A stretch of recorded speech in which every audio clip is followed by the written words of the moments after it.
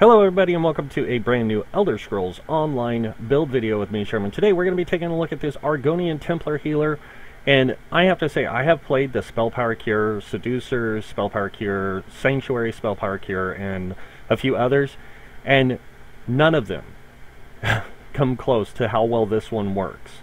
When it comes to pure support, heals, all that kind of thing, nothing even touches this. And you can do a few things to switch out a few abilities if you want. There is some floater in it, but not a lot, because if you change it too much, it just doesn't give you the same results. So, looking at the build, which we'll do in a second, you will see that I am running Spell Power Cure. There's a reason why I am, because it does offer some really good group support, but I'm also running another set that offers the best, probably the best, hands down, group support in the game for a healer. The only ones that come close or even might be better would be the Maw set, the healer set from Maw, and the Ethereum or Infallible Mage. Those two in combination are really powerful as well. But let's go ahead and take a look at the stats real quick on this build. You have 54 into Magicka, 10 into health. The reason you have 10 into health is because you want to be about 17k health with this build to stay in good with it. Because if somebody's running Warhorn like you are and you pop your Warhorn, you're going to be over 20k health, and your Magicka is going to go up to about 36, 37k. So it's going to give you a lot of Magicka and a lot of health with it. In fact, we can find out real quick just by doing this. Oops. Just so you can see. So 19k health, 39k Magicka with Warhorn, and we get minor force on top of it. So, and of course, minor the stat increases. So it is really, really good, and that's 30 seconds uptime. That's going to keep you in the game really well. So 1700 magic recovery. We don't want we don't want much less than this because you want to have that high magic recovery, so you stay in Magicka most of the time.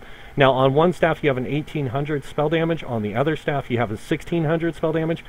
You don't need a lot of spell damage because you will be getting spell damage from other sources, and we'll get to that in a second. Sorry guys. Not allergies. I think I'm coming down with a chest cold now. It's horrible.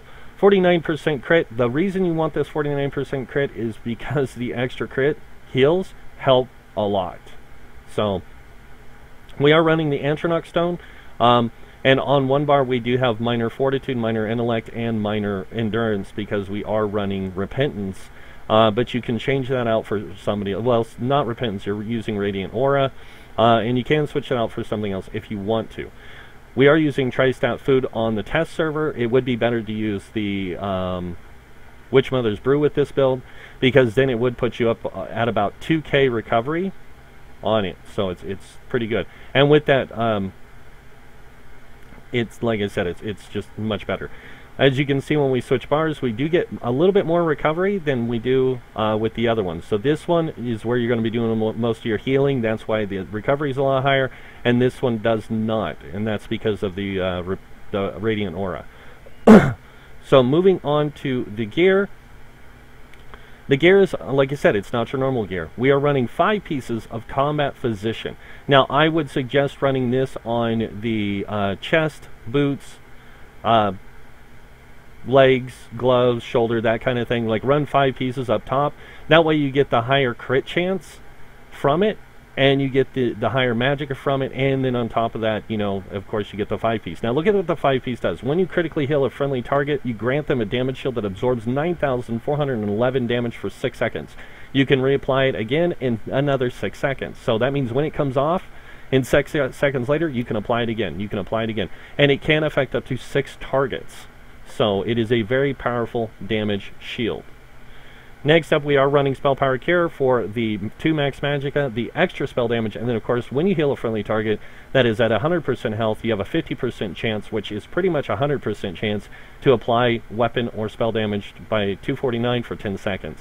And that stays up pretty much all the time because you have the damage shields applied to them. So you're constantly critically healing them and overhealing them, giving them that damage, weapon and spell damage. Now, it doesn't have a cooldown, so that means you can keep this up non-stop. So just letting you know. On the jewelry, we are running 2 recoveries and 1 spell damage, just to give us a little bit more spell damage to our character, along with the spell damage from Spell Power Cure. Combat Physician does not give you any spell damage, so you kind of need that extra spell damage to make sure your heals are hitting for more. And then, of course, when you do damage or use any damage ability, they help do damage. So, moving on to the staff, we are running an Asylum perfect staff on the front bar. You could run a non-perfect staff on the front bar, which will give you 45% reduced cost to Blessing and Protection and Grand Healing and Regeneration. We aren't running Regeneration, but we are running Blessing and Protection and Grand Healing, so both of those you will be getting a reduced cost of 45%. Blessing and Protection is actually the ability, or that you have to cast from, sorry. But your Grand Healing and Regeneration and Steadfast Ward are reduced by 50%. So we do not run Steadfast Ward, but we do run Grand Healing.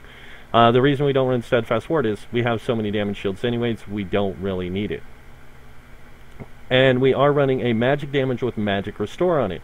The reason we're running the Magic Damage with Magic Restore is just so we can get that extra Magicka back when we do hit with this. So when it does proc, you get that little bit of extra Magicka back. It's kind of a nice benefit. If you don't want to run this here, what I would suggest running on this staff is Oblivion damage. The reason why is because then if you're fighting anything with damage shields, you're going to be able to hit them with that damage.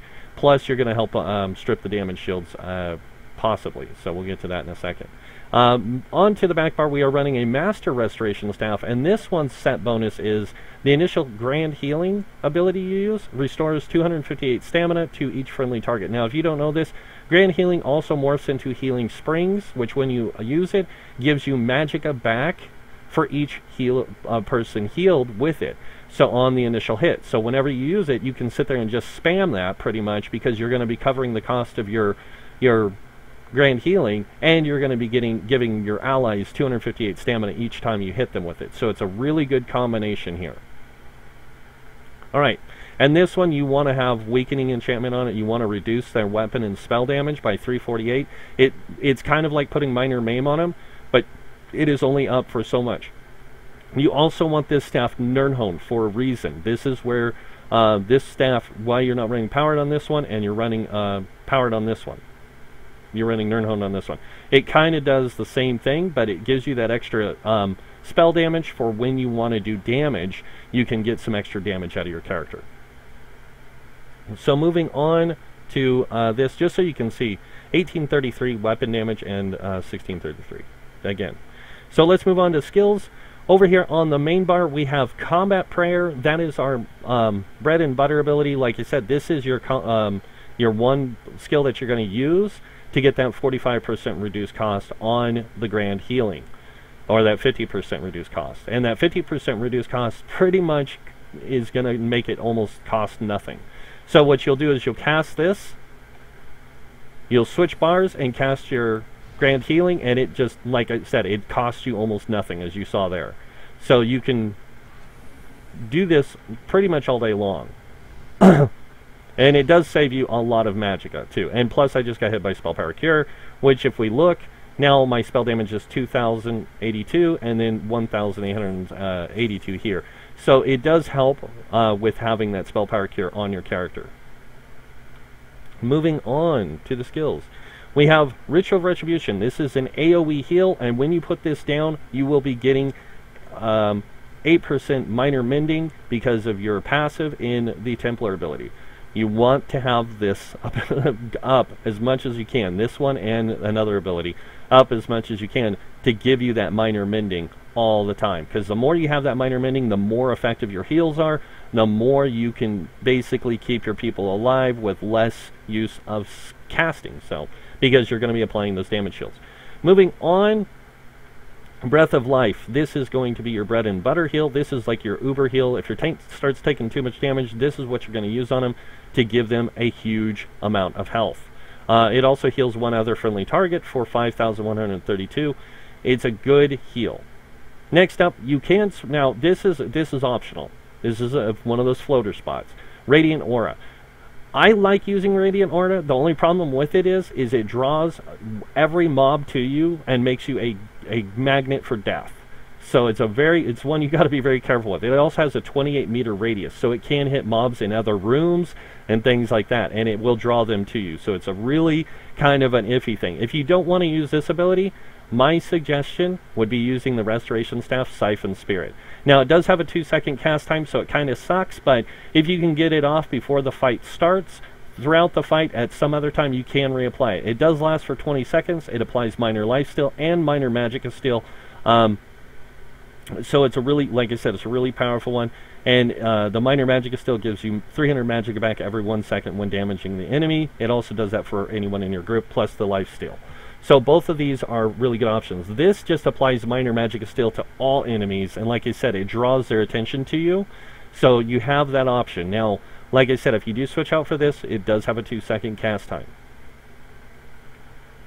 Next up is Inner Light. You need that 7% more Magicka for this build to work properly.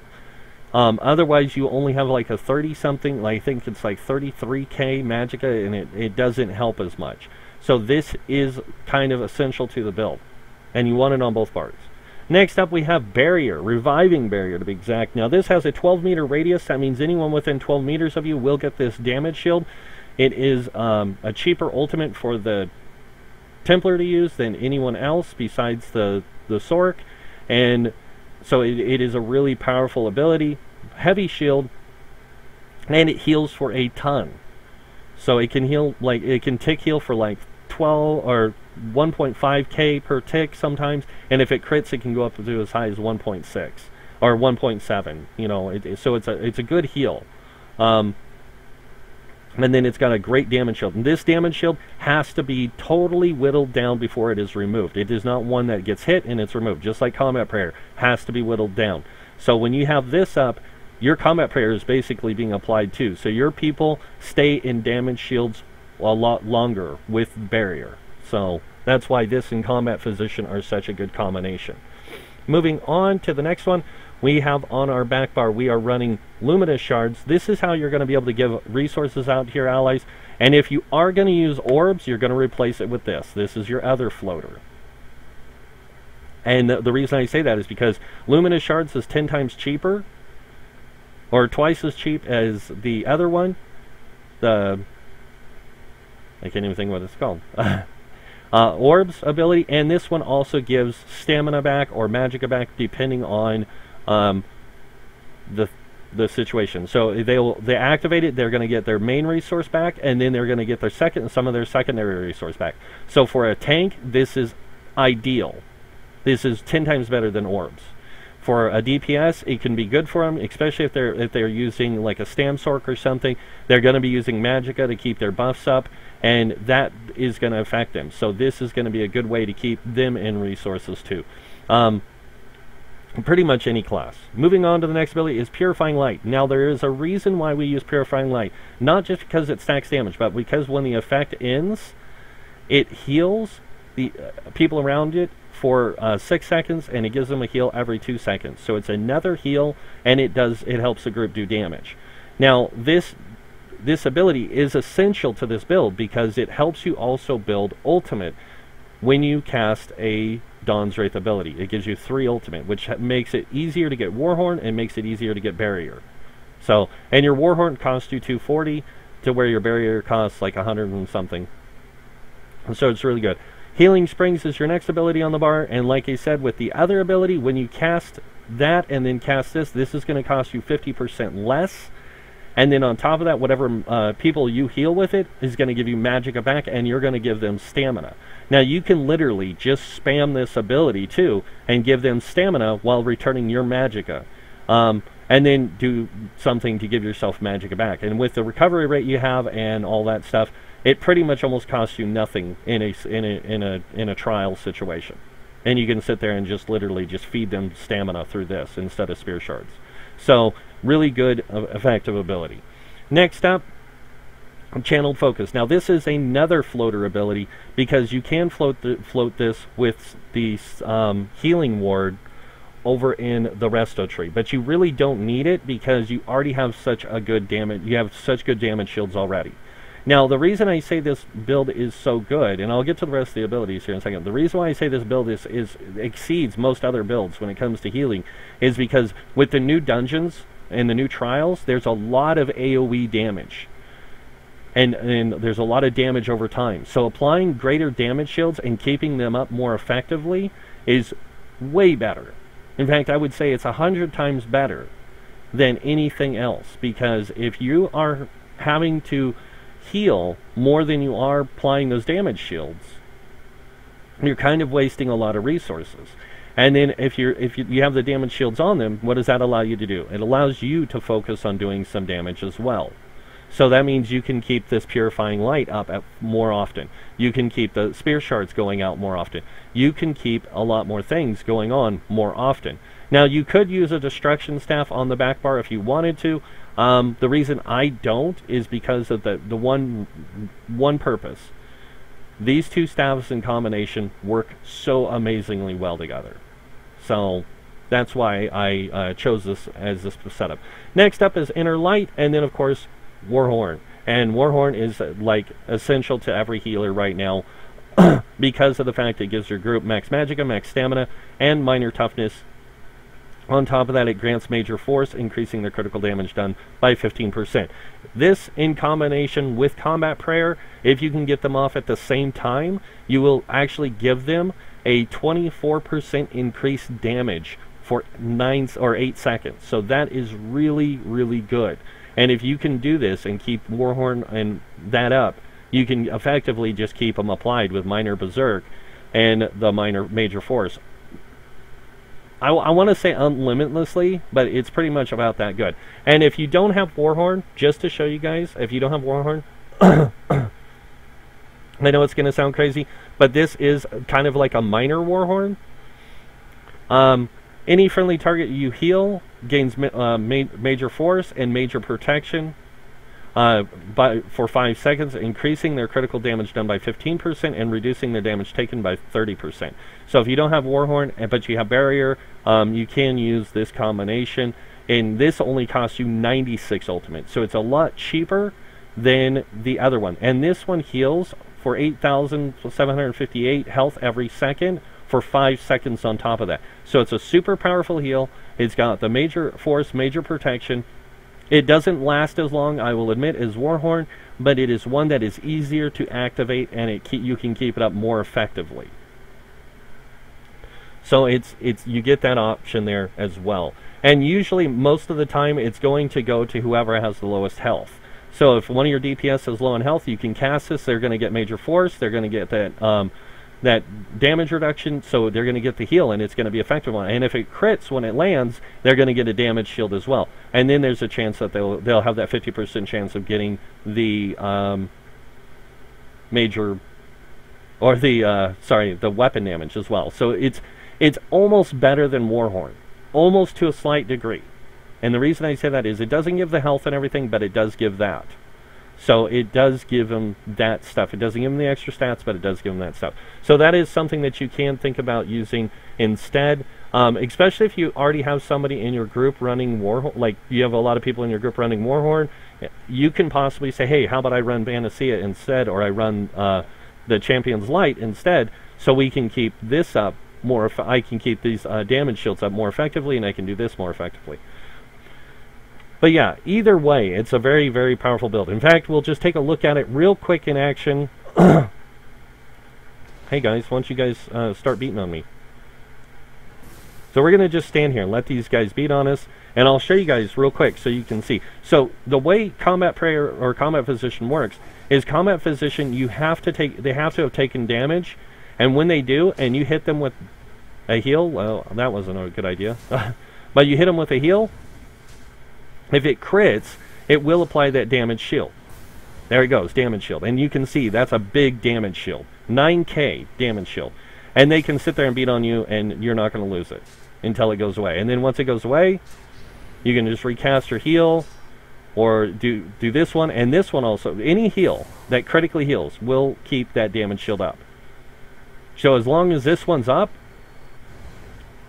I'm not even touching any keys, guys. That radiant aura is just applying that damage shield. And like I said, this applies to everyone. It applies up to 6 people in your group. So that's why it is such an effective damage shield, is because of that. So it is a very powerful damage shield. Go ahead and get rid of these guys real quick. There they go, they're dead. This build is also really good at solo play. You can even solo world bosses with it because you have that much capability. It's pretty crazy. I have soloed the world boss here. I haven't done any trials, I'm not gonna lie, but I have ran a dungeon with this build and it works out really well. Like I said, with the floaters, with the luminous shards, you can run the undaunted energy orbs. I like using the heal one because it just does that heal and it's so good. And then somebody can synergize off it and it gives health and it restores magicka. So it's kind of a mix of two things. And it's the health of magic and stamina, but it's a mix of two things. So it's a really good one to have on standby, basically. So if you want to give orbs, this is going to be better than luminous shards. If you don't want to give orbs, but you want to get some extra damage out there, this is going to be the better option. So it does initial damage up front, and it does damage over time. And it is a very, very powerful ability. Just so you can see, oh my gosh. So it hits for about 5k on a crit, and then it ticks for quite a bit of damage there, as you can see. And it can proc the bonus damage. It ticks for 5k or 500, and then it also has the chance of proccing the spear shards, or not the spear shards, but the passive that the Adric spear has down here called piercing spear, or not piercing spear, it is burning light. Sorry, it has a chance of proccing this, where it has a 25% chance to deal an extra 3,937 damage. That's why I like it better than I like orbs too, is because that does that, and then of course Luminous Shards does both stats back to the ally. It doesn't do a lot back on the secondary stat, but it does a lot back on the primary, which is good. So it's a nice boost of magicka and stamina on a magicka DPS, and it's a nice boost of stamina magicka on a stamina DPS. So it's really kind of a, like I said, a mixed bag there, but really good. You want to make sure too you unlock every passive of the class.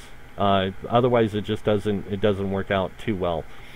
So let's go ahead and take a look at the champion points, starting with the red tree. Now this is going to be set up kind of different than most people's, and that's because I wanted to get greater benefits out of kind of everything. So I went 37 into Ironclad. This gives me 15% reduced damage taken from direct damage. Now, you know this game, every enemy in the game does light and heavy attacks, mostly. Because of that, that reduces it by 15%. On top of that, we have 43 into Hardy, 43 into Elemental Defender. So if they hit you with a light, heavy staff attack, you're going to get 25% reduced damage. If it's a physical damage, it's going to be 25% damage reduction. But we also have 16 points in Expert Defender, which reduces light and heavy attacks by another 10%. So instead of it being 25, it is 35% reduced damage. So it really helps out in the long run. We have 37 into Thick Skin. This reduces the damage taken from damage over time effects by 15%. Along with these is another 20%. So it's like 25% damage reduction there. We have 54 into Bastion. This gives us a 19% increase in all damage shields. That's why our damage shields look like they they work so well. If you look at the barrier, it gives us a 32,000 point damage shield. The combat physician gives us a 9k damage shield. So it's a very, very powerful thing to have your points into, and that's why we put so many into it.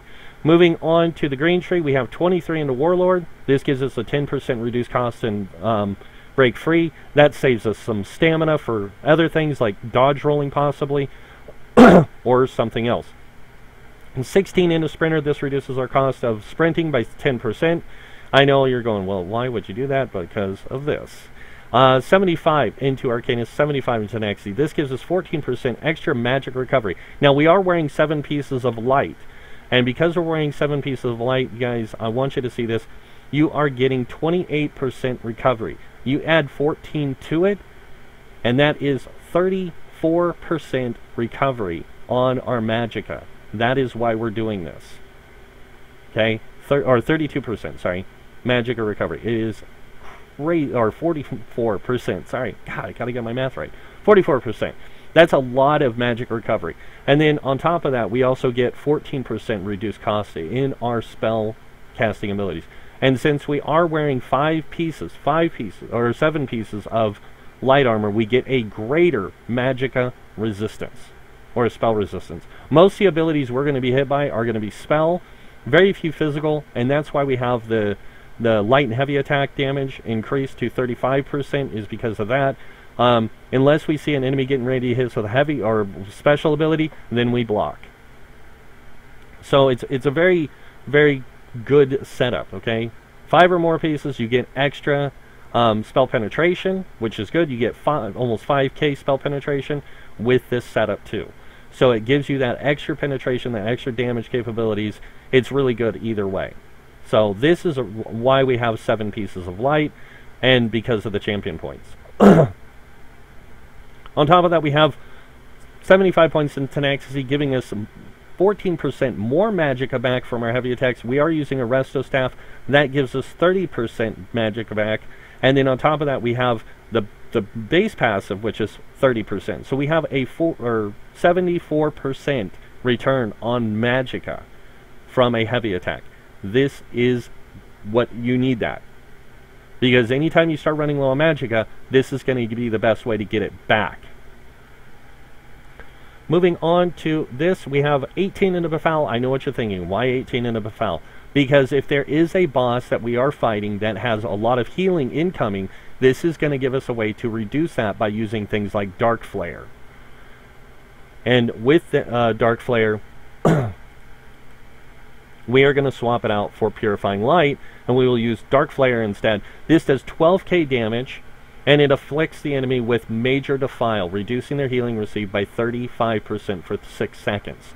It has a 1-second cast time, and it doesn't, you're probably thinking, well, that's a long time. It's not as long as you think, and with the type of damage it does, it helps with the group's DPS, because it does take the place of Purifying Light's DPS. So you can see here, he's got Major Defile applied upon him,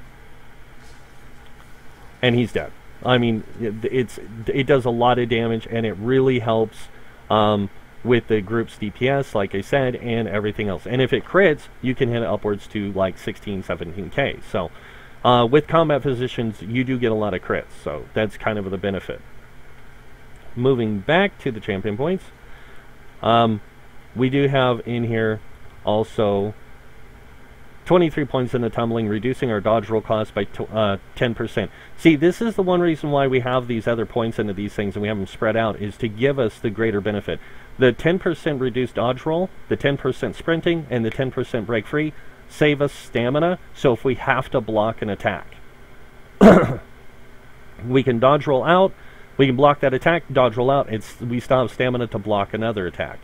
So it's a really, really great thing, especially when Dire Frost Keep, when the witch at the end hits you with that ability that starts draining you of life and giving her health, you can break free at a cheaper cost. It saves you some stamina to block some of the attacks coming in from her also. So you have a kind of a mixed thing there. Alright, moving on to the final tree, the blue tree. We have 43 in Elfborn, or Bless, sorry, to give us 10% healing done. 10% is really all you need. You are an Argonian, so you get 5% extra. That makes it 15%. You are a Templar, so you get minor mending. That's another 8% on top of that. And then, of course, you're using a powered staff for your main healing bar. That is another 9% healing. So you are at a 31% healing done. That is a lot of extra healing coming in. On top of that, we have 56 in Elfborn. This gives us a 20% increase to our heals, our critical heals, and our critical damage.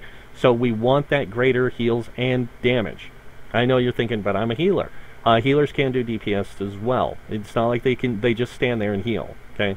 Moving on, 43 into Elemental Expert. The reason we go 43 in Elemental Expert is to give us that extra Flame Frost, Shock, and Magic damage done by 15%. So really powerful, really good.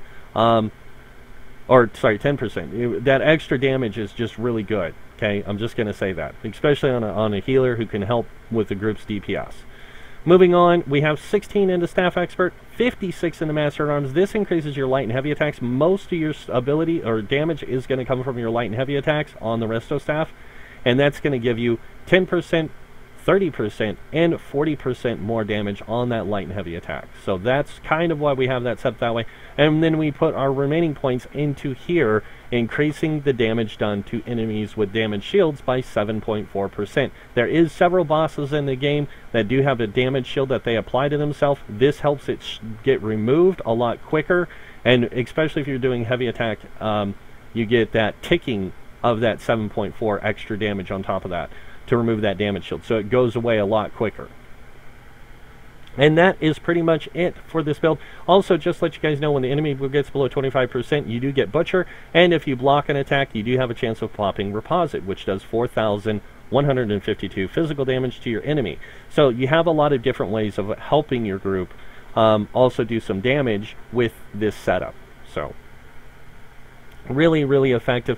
And that is it for the Templar healer build here. I don't have a name for it. I just kind of created it and tested it, and when I did, I didn't realize how well it would work, and it just works really well. You can play this as a high elf, you can play it as a Breton. If you're playing as a Breton, just to let you know, you will have over a over a 15k spell resistance pretty much all the time, and then when you pop this ability here, you will have over a 20k spell resistance, and you'll have a 12k physical resistance. So that's with the Breton.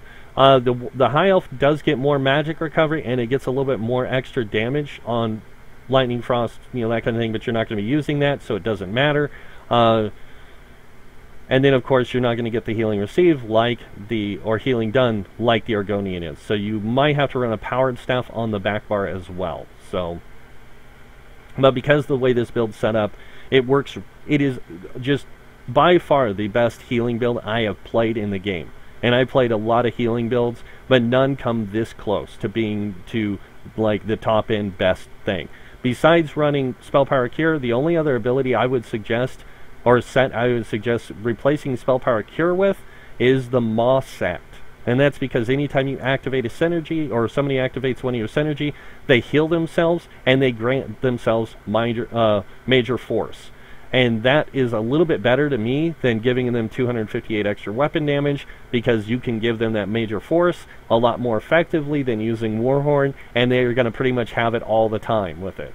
So it's a really powerful thing.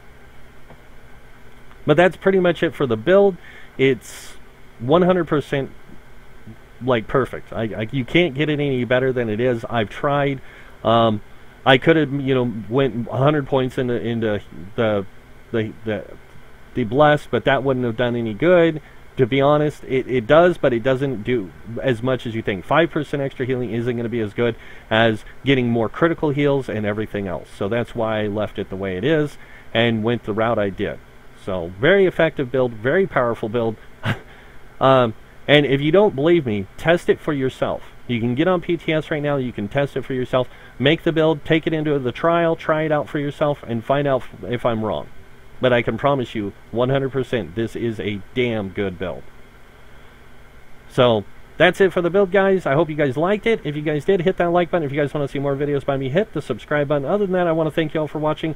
Until next time, have a wonderful day, and this guy will see you all later. Bye.